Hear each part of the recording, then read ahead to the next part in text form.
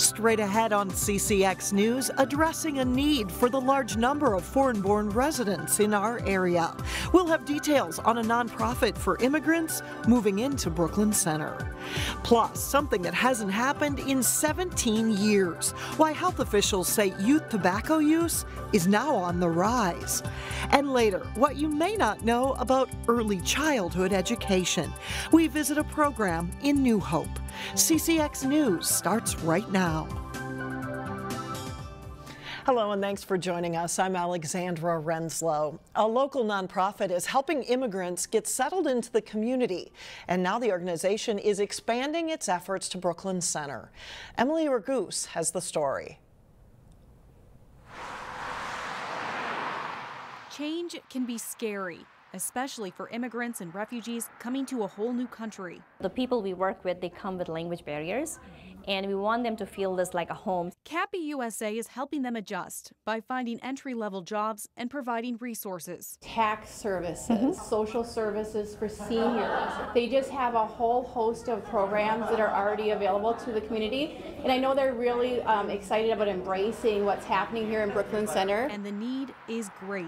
Overall, we serve 4,000 people in our program, all across the program. So it comes as no surprise they need more space, along with a new location. This became kind of a perfect location, and then we also did some kind of research looking at who lives here, and the immigrant population has tripled in like the last 3-4 years. According to the latest U.S. Census figures, nearly 1/4 of Brooklyn Center residents are foreign-born.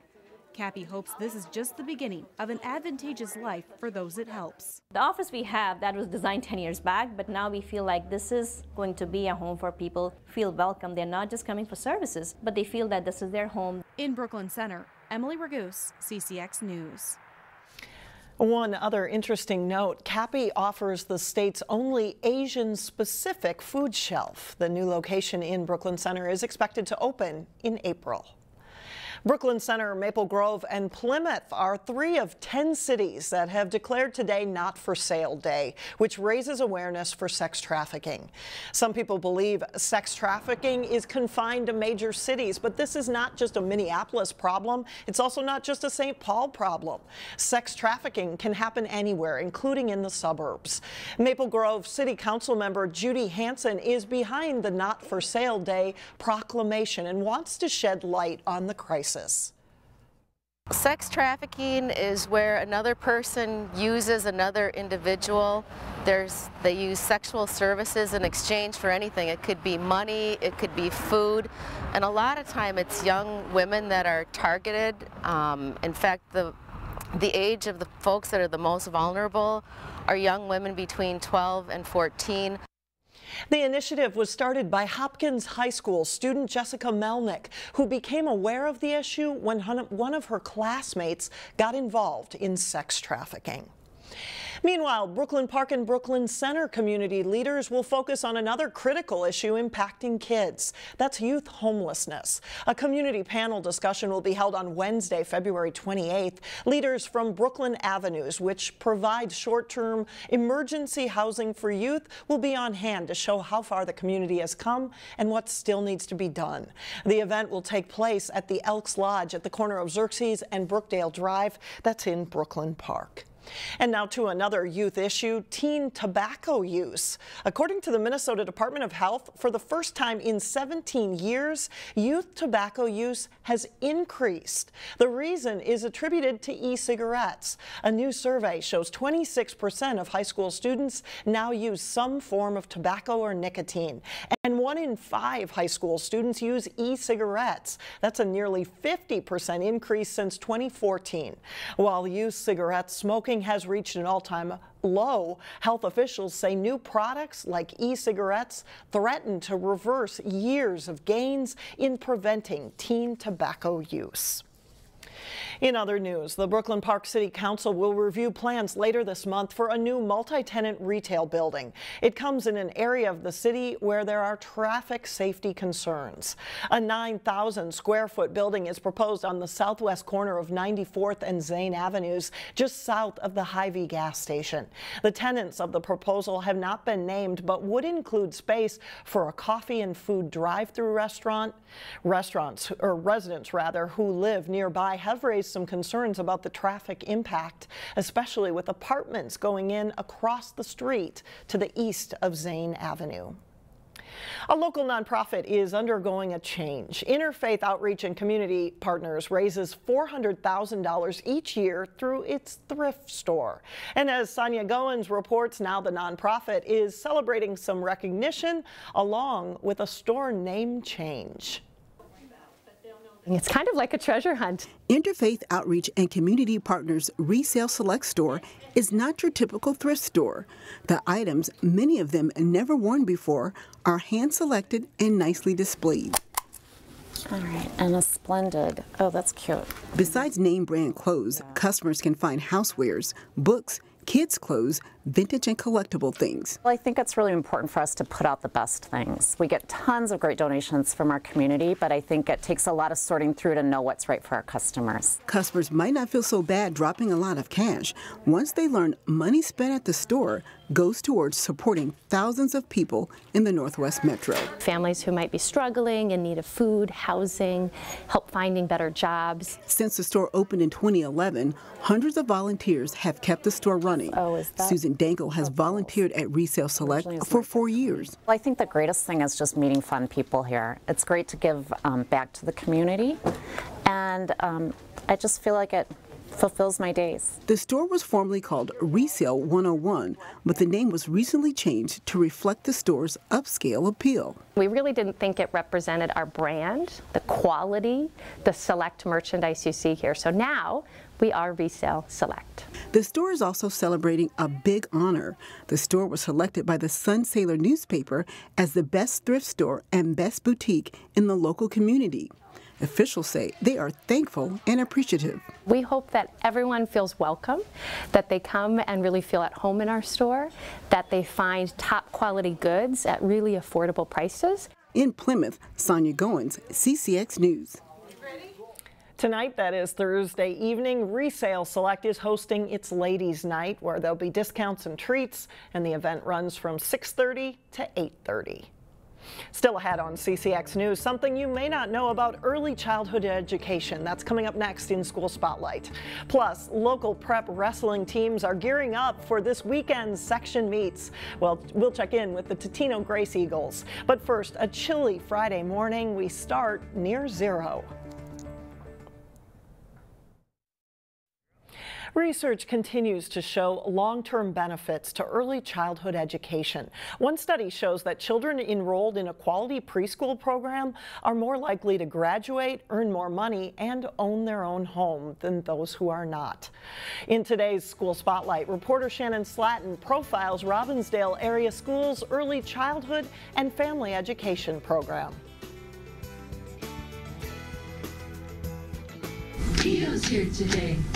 Yay, Theo! Getting a child's education off to the right start often begins with a child's first teachers, their parents. Parents are a big piece of our program because we want to partner together, share together, build systems from home and school so we can support what's best for our children. Robbinsdale Area Schools has a robust early childhood and family education program. All right, my friends. Reaching 800+ parents and 1,500 students every week. We're going to pick a place to take our book bags. Either here at the New Hope Learning Center or in outreach programs and home visits. I was nervous about being a parent. With him, I didn't know if I would do it right, if I would do it wrong. Parents like Jacqueline Gonzalez seek out classes early. They help you with learning calming techniques, body massages, and then just ways to get her wanting to learn to read and be interested in books. Classes help guide parents with tips and tools to navigate the sometimes tough baby and toddler years. I never understood how difficult parenting was until I became one. So I feel more comfortable getting information and being able to apply it at home, sharing stories and experiences with the teachers and the parents. Often parents form relationships that extend beyond the classroom. And sharing their experiences and knowing you're not alone. Now Kristen James has her daughter enrolled in preschool here. I like all of the things at preschool. Eyes are watching, ears are listening. Students in this pre-K class are taking steps toward learning how to read. If they don't necessarily know how to read the words, they learn how to read the pictures. This simple exercise is one of many that helps prepare students for kindergarten. It's interesting. There's a piece that we don't think about, and that's learning how to do school. So much of why pre-K is important is learning how school works. So they learn the structure of what we do. They learn to pay attention to other adults. They learn it's time to sit still and it's time to move, and it's just the rules of what school is. But it's not all about rules, actually far from it. Much of learning at this age is disguised as play. Sometimes you come into a classroom, it's very loud, kids are moving around, but we have centers for them to learn. Giving these young students the tools they need now will get them off on the right foot when school begins. The first 5 years, the amount of growth and development in the brain, what we're doing is we're building this foundation with families for the rest of their school success and life success. In New Hope, Shannon Slatton, CCX News. And you can learn more about ECFE classes online. There are scholarships available too. Still ahead, a grand night for singing in Maple Grove. But first, highlights from an exciting section semifinal in girls hockey. John Jacobson is in with that and more coming up in sports.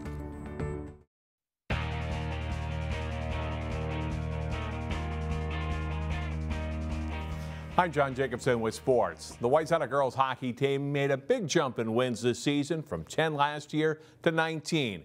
The Trojans were skating after their 20th victory of the season Wednesday night when they met second-ranked Blake in the Section 6AA semifinals. Game was scoreless in the second period when the Trojans turned the puck over in their own zone. Audrey Wellington snapped a shot high into the Wayzata net, and it's 1-0 Bears. Blake dominates much of the first and second periods, and they score again late in the second. Izzy Daniels settles the puck down and shoots and scores here. It's 2-0 Blake through 2 periods. But the Bears take 2 penalties early in the third, and Wayzata takes advantage. Gretchen Branton passes to Sloan Matthews here for the goal. It's a 5-on-3 power play, and it's a 2-1 game. And then just a few seconds later, the Trojans score again. Alexa Osseo takes it herself on this 2-on-1 break. Another power play goal, and the game is tied at 2.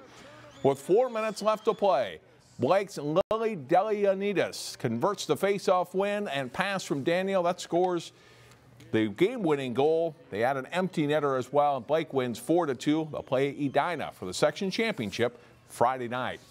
Section team titles are on the line this weekend for local wrestling teams. Totino-Grace will host the Section 5AA tournament. The Eagles are the top seed for the tournament and are ranked number 11 in Class 2A. They enter the postseason with a 17-4 record.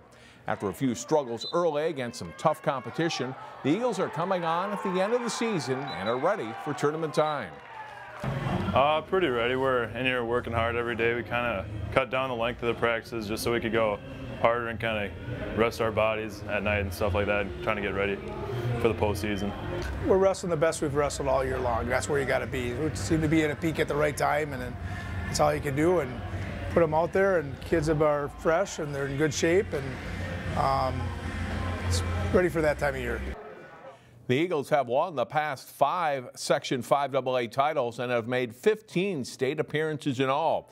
Fridley is the number 2 seed in the section, followed by Orono and Brooklyn Center Concordia.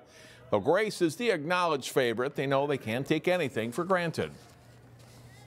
Too cocky when we go out and wrestle. We have a little chip on our shoulder, but we're not going out there cocky like, oh, I'm going to destroy this kid. We have respect for every single wrestler out there, but we kind of have a little chip on our shoulder, like I said, kind of give us the edge on the mat.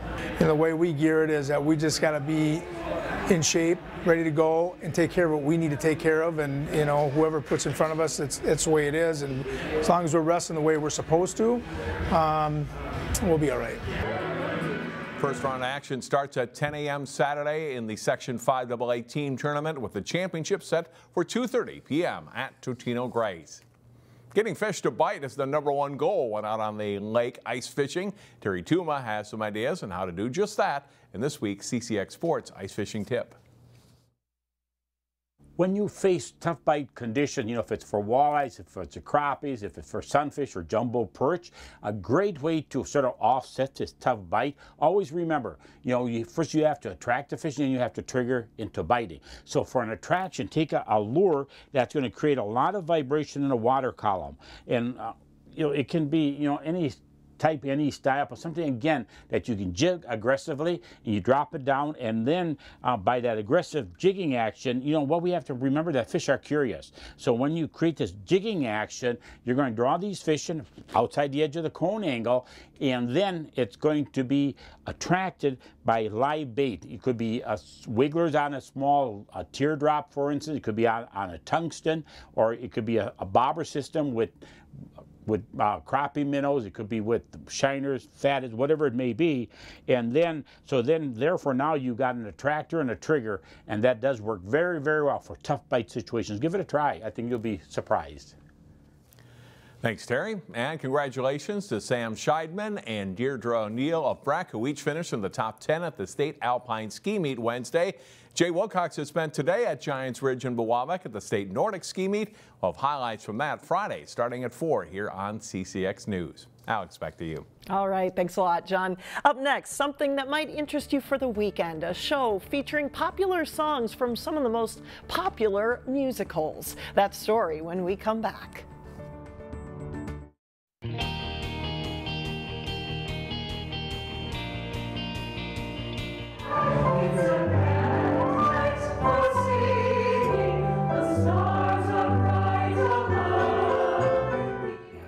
If you are looking for something fun to do this weekend, here's a chance to enjoy some of the most well-known songs in the history of musical theater. Cross Community Players is putting on a grand night for singing, which features the music of Rodgers and Hammerstein.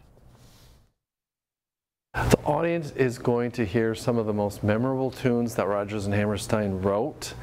They'll recognize many of the songs, and I think we're going to have a little surprise in the program where people can guess the song and the winner gets a prize.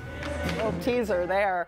The shows are this Friday and Saturday nights at 7:30, and then on Sunday at 2 p.m. at Crosswinds United Methodist Church in Maple Grove.